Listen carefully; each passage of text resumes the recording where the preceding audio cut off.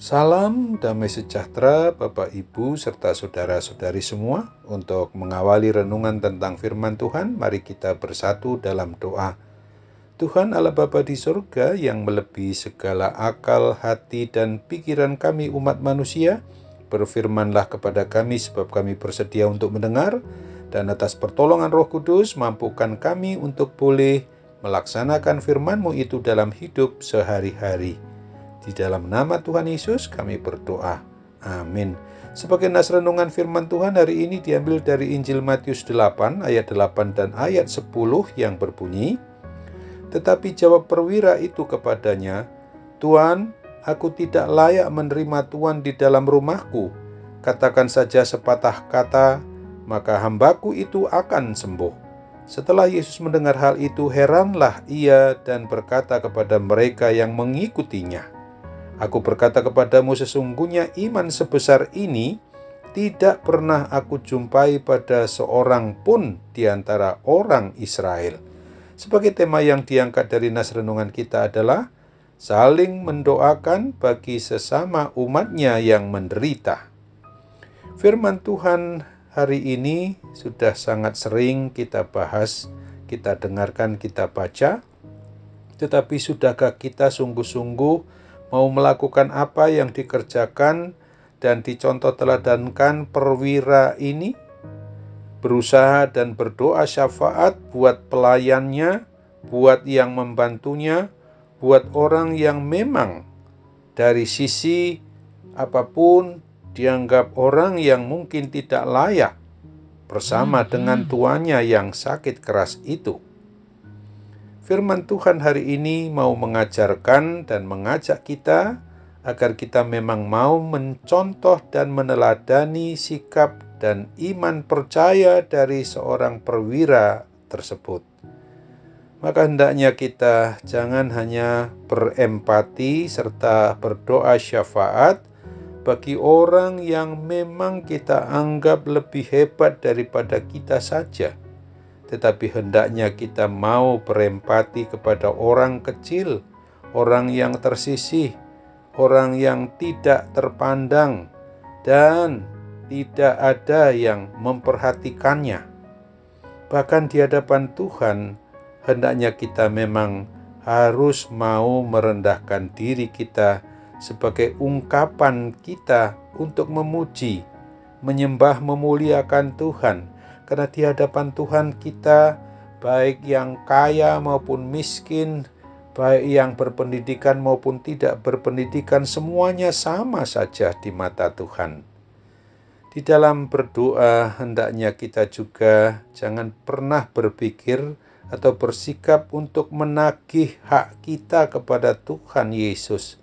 Tetapi hendaknya dengan kerendahan hati kita datang kepada Tuhan Yesus dan memohon belas kasihan-Nya, dengan sungguh-sungguh untuk memohon pertolongan atau memohon kesembuhan bagi saudara kita yang menderita akibat berbagai macam sakit penyakit itu. Dan dengan disertai rasa kasih sayang kita kepada yang menderita itu, supaya yang dalam kondisi sakit itu boleh mengalami kepulihan dan kesembuhan.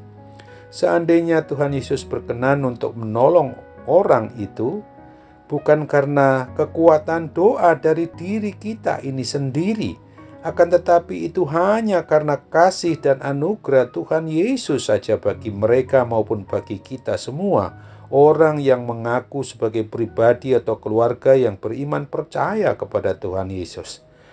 Akan tetapi juga seandainya yang kita doakan tidak atau belum tertolong, maka hal itu pun hanya karena Tuhan punya rencana yang lain yang lebih baik dari apa yang kita harapkan melalui doa kita itu, yang kita sungguh-sungguh memang tidak akan ketahui, karena itu rahasia dari keberadaan otoritas Tuhan Yesus yang di atas segala-galanya.